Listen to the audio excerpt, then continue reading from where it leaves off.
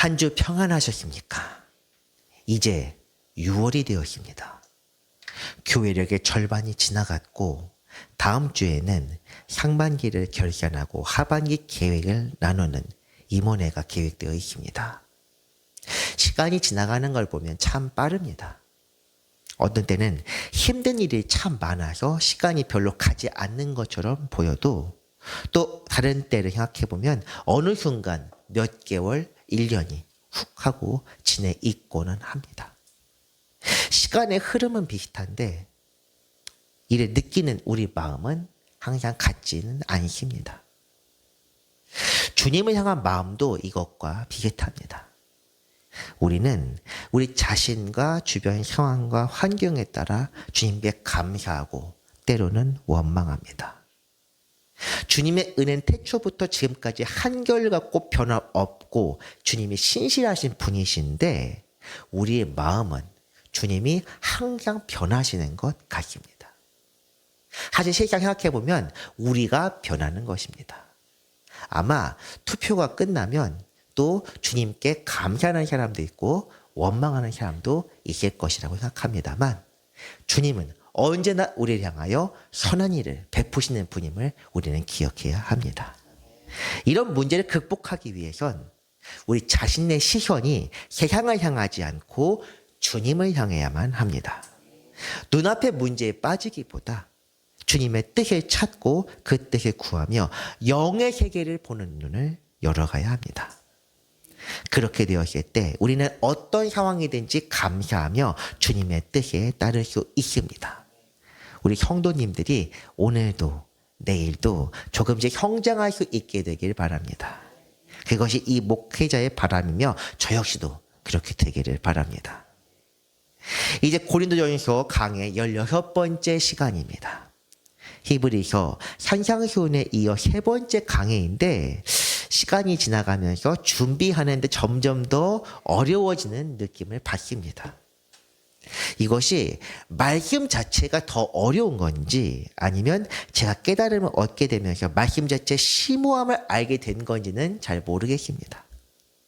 어쨌든 이 말씀을 준비하면서 저 스스로는 조금씩이나마 영적으로 성장한다는 느낌을 받곤 합니다. 제 착각일지도 모르겠지만 어쨌든 준비하면서 그러십니다.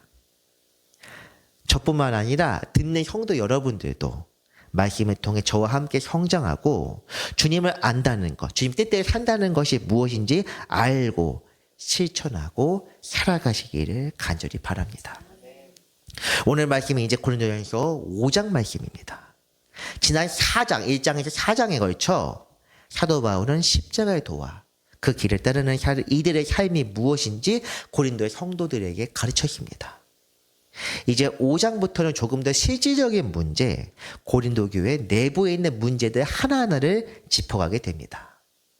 때로는 강한 어조로 책망하고 때로는 타이르면서 교회 문제를 해결하도록 촉구하는 내용이 5장부터 잘 나와 있습니다. 새로운 주제이니만큼 마음을 가다듬고 본문 1절부터 같이 읽어보겠습니다. 1절 말씀 보겠습니다. 너희 중에 심지어 음행이 있다 함을 들으니 그런 음행은 이방인 중에서도 없는 것이라 누가 그 아버지 아내를 취하였다 하는도다. 갑자기 꽤 셉니다. 첫 번째 이야기 치고는 굉장히 심각한 문제를 다루고 있습니다. 그런데 생각해보면 심각하고 시급한 문제부터 다루는 것이 옳은 것 같기도 합니다. 파벌 문제야 이미 앞선 4개의 장에서 잘 다루었다고 하더라도 이 문제 또한 만만치 않습니다. 우리가 특히 주목할 것은 이방인 중에서도 없는 일이라는 내용입니다. 이방인들이 음행을 저지른다. 음란한 이방인들. 그 사람들이 특별히 더 타락하거나 마음이 더 악하기 때문에 그런 것은 아닙니다. 성경에서 말하는 음행은 크게 2부류가 있습니다. 하나는 일반 대중에게 익숙한 혼외, 정사, 불륜 이런 것들을 말하는 것입니다. 오늘 본문 주제는 물론 특별한 이야기지만 율법에 보면 이 주제를 포함하여 많은 내용의 간통 혹은 간음죄에 대한 금지 조항이 나와 있습니다.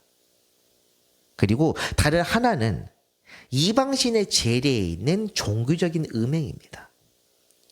구약에서 특히 문제가 되었던 것은 이 후자의 부류입니다. 성경에서 이방인의 음행을 주의하라고 했던 것 또한 이런 이방 종교의 문제이지 개인의 삶이 유대인이 더 거룩하거나 깨끗해서 이방인의 음행을 주의하라 한 것이 아닙니다. 그런데 오늘 고린도 교회의 문제는 종교적인 차원이 아니라 개인의 삶 안에 음행과 음란의 문화가 깊이 들어왔다는 것입니다. 아버지 아내를 취했다는 것은 아버지가 돌아가신 이후에 계모를 아내로 삼거나 혹은 도망친 아버지의 첩이나 노예를 아내로 데리고 사는 경우입니다. 율법에서는 이런 문제에 대해 엄격하게 말씀하고 있는데 레위기서 말씀 한번 보겠습니다. 내 어미의 하체는 곧 내 아비의 하체니 너는 범치 말라. 그는 내 어미인즉 너는 그의 하체를 범치 말지니라. 너는 계모의 하체를 범치 말라. 이는 내 아비의 하체니라. 율법 조문에 있다는 것은 이런 이야기가 그 이전부터 있었다는 것입니다. 실제로 야곱의 12 아들 중 장자 르우벤은 자기의 아버지의 측세 첩과 통관했다는 기록도 있습니다. 그리고 이런 문화에 따르는 사람, 하나님의 거룩함을 훼손하는 사람에 대한 처벌은 당연한 이야기지만 사형입니다. 누구든지 그 계모와 동침하는 자는 그 아비의 하체를 범하였은즉 둘 다 반드시 죽이지니 그 피가 자기에게로 돌아가리라. 둘 다 죽여라. 동침이란 서로 합의하에 저지르는 불륜이나 음행입니다. 성경에서는 거의 나오지 않지만 한쪽이 다른 쪽에게 위력이나 폭력에 의한 음행을 저지르는 것에 대해서는 강제로 동침했다 또는 강간했다 이렇게 묘사가 되고 있습니다. 그렇기 때문에 이 경우는 서로 마음이 맞아서 저지르는 일종의 불륜입니다. 어쨌든 이런 문제에 성경은 단호하게 말씀하는데 고린도 교회 사람들은 이런 율법의 문제를 알고 있음에도 이 문제를 등한시하거나 대수롭지 않게 여기고 있습니다. 본문 2절 말씀 보겠습니다. 그리하고도 너희가 오히려 교만하여져서 어째 통한이 여기지 아니하고 그 일 행한 자를 너희 중에서 쫓아내지 아니하였느냐. 유대인 사회에서 이런 문제가 발생했다면 어떻게 됐겠습니까? 두 사람을 돌로 쳐서 죽였을 것입니다. 요한복음 8장 앞부분에 보면 예수님이 공생의 사역을 하시는 중에 간음 현장에 잡힌 여자에 대해서 바리새인들이 주님께 물어보는 그런 이야기가 나옵니다.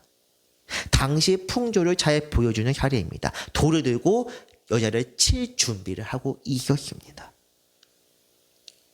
유대사회만 그랬으면 이해를 하겠는데 그래도 왜냐하면 고린도 교회가 그리스적이기 때문입니다. 근데 당시 로마법에도 이것은 금지되어 있습니다. 처벌을 받습니다. 그런데 이런 것들을 교회에서 용납했다는 것에 대해 사도는 크게 격분하면서 이렇게 말합니다. 교만한 자들이여.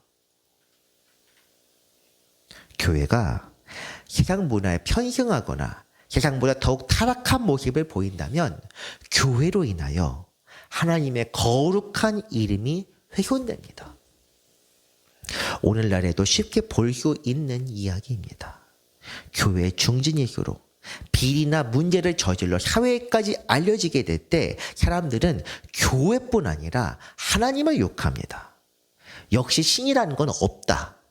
너희 예수가 그렇게 가르치든 이런 식의 이야기를 하게 됩니다. 이런 말에 대해 어떻게 생각하십니까?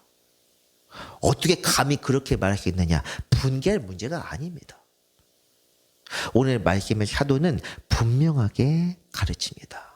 이런 일을 통하니 부끄럽게 여기고 그런 일을 저지른 자를 당장 쫓아내야 하지 않겠느냐? 세번역에서는 제거하라고 이렇게 말합니다. 이제 3절 말씀으로 이어집니다. 내가 실로 몸으로는 떠나 있으나 영으로는 함께 있어서 거기 있는 것 같이 이런 일 행한 자를 이미 판단하였노라. 사도는 미온적인 태도를 보이는 고린도 교회를 대신하여 그런 이들에 대해 판단합니다. 이는 사도가 영으로 그들과 교통하며 성령 안에서 교회를 품고 기도하기 때문에 할 수 있는 권한입니다. 사도의 판결문을 보겠는데 이해를 돕기 위해 세번역 성경 말씀으로 한번 읽어보겠습니다. 4절 5절입니다.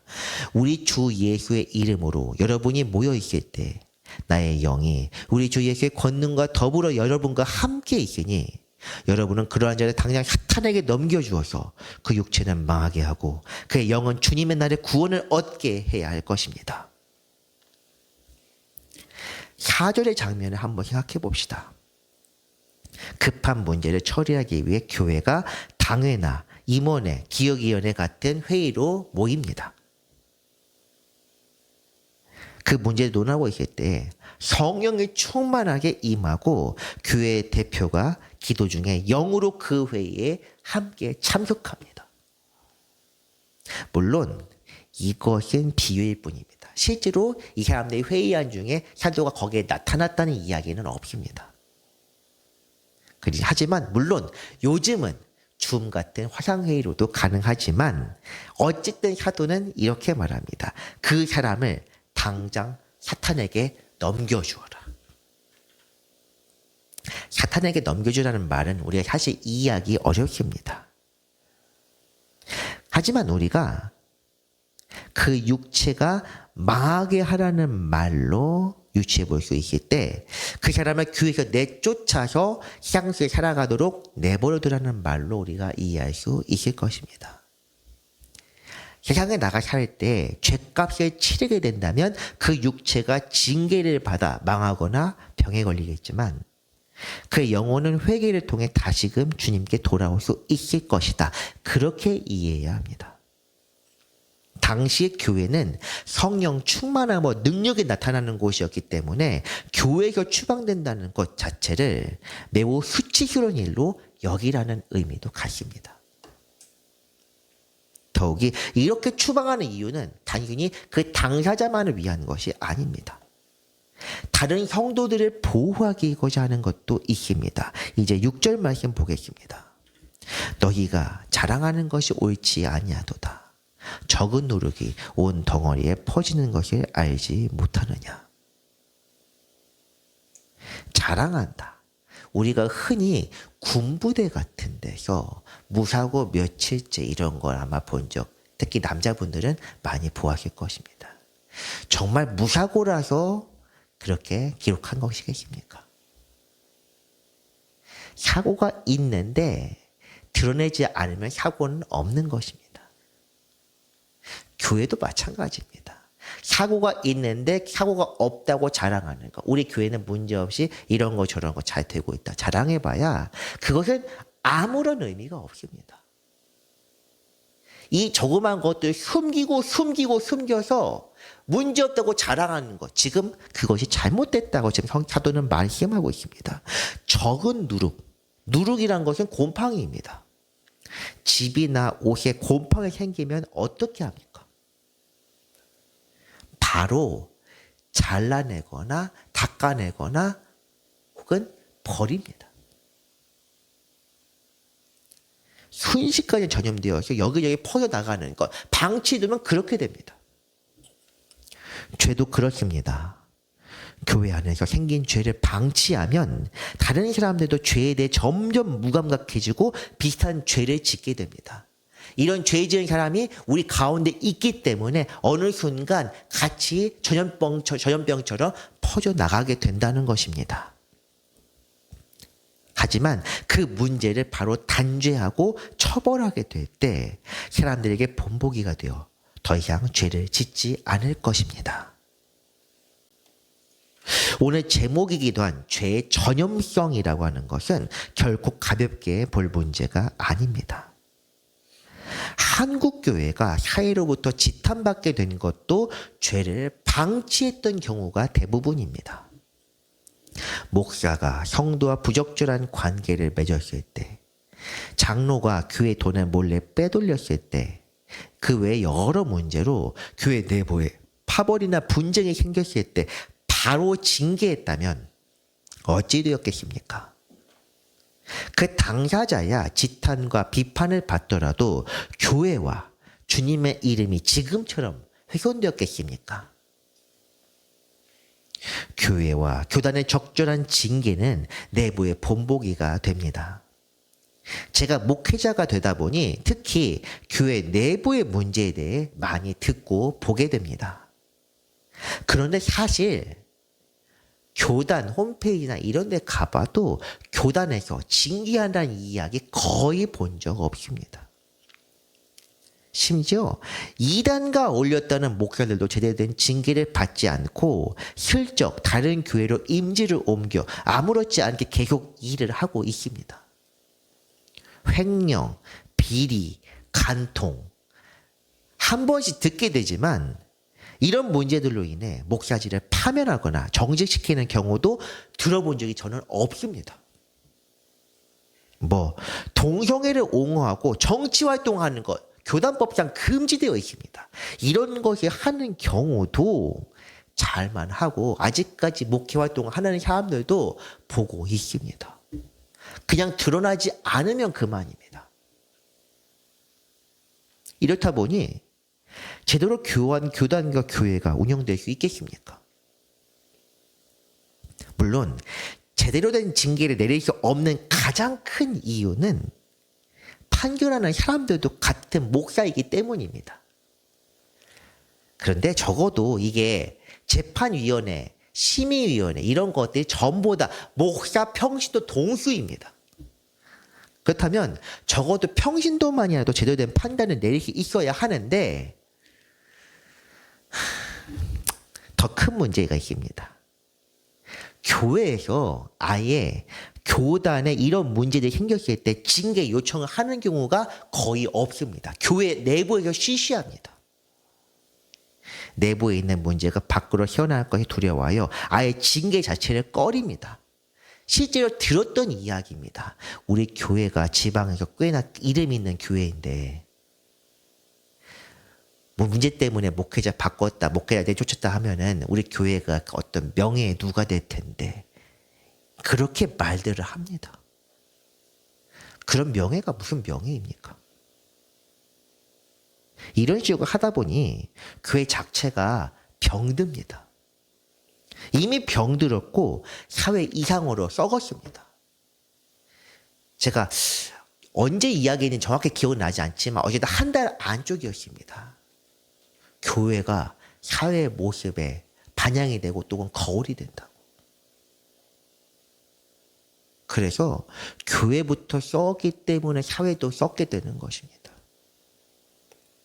오늘 말씀처럼 이방인도 믿지 않은 자도 하는 짓을 잘만 하고 다닙니다. 그러면서 매주 스스로 성전이라고 그렇게 부르는 곳에 모여서 찬송하며 예배드리고 있으면 주님께서 참 기뻐하시겠습니다. 그런 이들에게는 아마 이렇게 말씀하실 것 같습니다. 이사야서 말씀 봅니다. 주님께서 말씀하신다. 무엇하러 나에게 이 많은 재물을 바치느냐? 나는 이제 순양의 번제물과 살찐 짐승의 기름기가 지겹고 나는 이제 수송아지와 어린 양과 수념교의 피도 싫다. 너희가 나의 앞에 보이러 오지만 누가 너희에게 그것을 요구하였느냐? 나의 뜰만 밟을 뿐이다. 다시는 헛된 재물을 가져오지 말아라. 다 쓸모없는 것들이다. 분양하는 것도 나에게는 역겹고 초하루와 안식일과 대회로 모이는 것도 참을 수 없으며 거룩한 집회를 열어놓고 못된 짓도 함께하는 것을 내가 더 이상 견딜 수 없다. 오늘 제가 좀 강한 어조로 말씀드리기 때문에 용서하시길 바랍니다. 사실 저는 사회적인 문제에 대해 그렇게 엄격한 사람이 아닙니다. 개인적인 일탈 별로 중요하게 생각하지 않습니다. 그 당사자가 주님과 원만하게 합의만 하면 상관없다고 생각합니다. 물론 표현이 조금 이상하긴 하지만 우리는 그 어떤 사람도 판단할 자격이 없습니다. 우리 자신이나 다른 사람의 판단하시는 분이 누구냐? 오직 주님이십니다. 하지만 교회의 문제는 다릅니다. 교회를 통해 주님께서 역사하시는 것처럼 교회가 훼손되면 이처럼 마귀의 도구가 되는 일도 또 없습니다. 마귀는 교회의 문제를 더욱 부풀리고 이를 가리기 위해 교회는 드러나는 것에 주목하게 됩니다. 예배당, 예배 방식 이런 것들이 더욱 화려하고 자극적으로 바뀌게 됩니다. 두 가지 이유입니다. 교회가 남들에게 보이기에 멀쩡해 보이려고, 또 내부에 있는 사람들이 빠져나가 이탈하는 것을 막기 위해서 회칠한 무덤이 되는 것입니다. 지금 기성교회를 비판하는 것이 아닙니다. 우리 교회도, 그리고 저도 이런 타락에서 벗어나지 못한다면 없어지는 것이 낫습니다.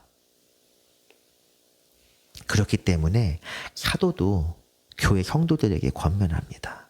왜 이런 죄들을 확실하게 제거해야 하는지 7절 말씀으로 이어집니다. 너희는 누룩 없는 자인데 새 덩어리가 되기 위하여 묵은 누룩을 내버리라. 우리의 유월절 양 곧 그리스도께서 희생되셨느니라. 아멘. 누룩 이야기가 이어지는데 사도는 왜 성도들이 본래 누룩이 없는 자라고 지금 말씀하겠습니까? 우리 주님 예수께서 희생되어서 우리 원죄, 본래 죄를 지우셨기 때문입니다. 주님의 십자가, 오직 주님만이 지실 수 있는 십자가가 바로 그런 능력의 십자가입니다. 우리가 각자 십자가에 진다고 해서 이렇게 하지 못합니다. 주님만 하신 것입니다. 죄의 본성, 아담에게부터 내려온 죄의 저주를 끊고 하나님 앞에 다시 설 수 있게 하는 것, 누룩을 제거한 일입니다. 원점으로 되돌린 것입니다. 그렇다면 이제는 순전한 마음으로 누룩 없이 오직 진실하게 주님께 나아가야 하지 않겠습니까? 8절입니다. 이러므로 우리가 명절을 지키되 묵은 누룩으로도 말고 악하고 악의에 찬 누룩으로도 말고 누룩이 없이 오직 순전함과 진실함의 떡으로 하자. 아멘. 명절은 절기, 곧 주일을 포함한 교회력의 절기를 가리킵니다. 사실 이 말씀이 연상하는 것이 우리가 조금 전 읽었던 이사야서 1장의 말씀입니다. 월삭과 모든 절기, 주일을 포함한 모든 절기, 그리고 성회로 모이는 것, 이런 것들. 주님께서는 묵은 누룩과 악의 가득한 누룩을 찾아오는 사람을 혐오하십니다. 때를 따라 절기를 철저하게 지키는 것도, 11조와 각종 예물을 드리는 것도, 많은 사람이 모여 찬양을 크게 하는 것도 원하지 않으십니다. 주님께서 원하시는 것은 무엇이냐? 사람들의 가난한 마음, 주님 없이 아무것도 할 수 없음을 알고 주님만을 바라는 그런 마음입니다. 이것이 바로 오늘 본문 8절에 나오는 순전하고 진실한 마음입니다. 오늘 말씀을 통해 부끄러움을 느꼈다면 성령께서 그 마음을 제대로 만져주시기를 간절히 바랍니다. 이런 것이 자신의 죄로 인한 부끄러움이라면 이 시간을 통해 회개하시고 주님 안에 용서받은 기쁨을 누리게 되기를 바랍니다. 이 사회와 교회에 대한 부끄러움이라면 그 마음으로 주님께 기도했으면 합니다. 교회 안에 있는 이 사회 문제를 깨닫게 되는 것은 기도하도록 명하시는 것입니다. 비판하거나 판단하는 것, 그런 의미가 아닙니다. 저도 이 강단에 서서 말씀을 전하기 전 교회와 감리교 교단, 한국교회를 위해서 간절히 기도했습니다. 우리 교회 주중기도회에도 한 달에 한 번 이상 교회를 위해서 기도하는 이유가 이것 때문입니다. 구기도회, 단순히 우리가 옳은 사람으로서 저 하찮은 것들, 저 어두운 것들을 향하여 자비를 베풀며 기도하는 그런 것이 아닙니다. 그러니까 그 구옥기도회는 보통 금요일에 합니다. 화, 수, 목 이때 동안 우리의 죄를 회개하고 그래도 조금 나아진 마음으로 이 나라를 위해 가슴을 치며 애통하며 기도하라는 것입니다. 교회가 답답하고 부끄러울수록 사랑하는 마음을 품고 기도합시다. 그리고 또다시 나 자신을 바라보며 주 앞에 정결해지도록 기도합시다. 우리는 주님 안에서 매 순간 죄인입니다. 저도 그렇습니다. 주님 보시기에 부끄러운 것이 많습니다. 하지만 한 가지만 당부하겠습니다. 남들 보기에 부끄럽게 살지는 맙시다. 개인적으로 은밀한 취미, 그런 것이 주님께서 아실 일이니 여기서 뭐라고 하지는 않겠습니다. 하지만 사회적으로 지탄받을 일들, 적어도 이 사회에서도 문제가 될 만한 그런 일들, 제발 좀 하지 맙시다. 우리가 주님 보시기에 부끄럽지 않게 한다면 사회적으로 지탄받을 일 저지를 이유도 아예 전혀 없습니다. 우리는 항상 주님 앞에서 주님의 시선을 신경 쓰며 살아가야 합니다. 성도라면 마땅히 그렇게 해야 하며 그 이외에 필요한 것들은 주님께 기도하면서 제가 지금 이걸 하는 것이 맞습니까? 안 하는 것이 맞습니까? 이렇게 어떻게 할지 기도하면서 잘 생각합시다. 오늘은 감리교에서 지정한 평신도주일입니다. 평신도주일에 관한 내용이 교단 홈페이지에 있어서 읽어보겠습니다. 기도자에게는 미리 드렸습니다. 주님의 몸된 교회를 섬기는 귀한 손께 평신도를 축복합니다. 감리교회 6월 첫 주 평신도주의 지킴 안내. 우리는 그분의 모니며 각 지체라. 하나님의 은혜와 평강이 전국 감리교회 위에 충만하시기를 기도합니다. 감리교회는 해마다 6월 첫째 주일을 평신도주일로 지켜오고 있습니다. 이는 교회 든든한 기둥으로서 말씀과 사랑으로 섬기며 사역의 조력자로 부름받은 평신도의 사명을 되새기고 감사와 격려로 축복하는 귀한 주일입니다.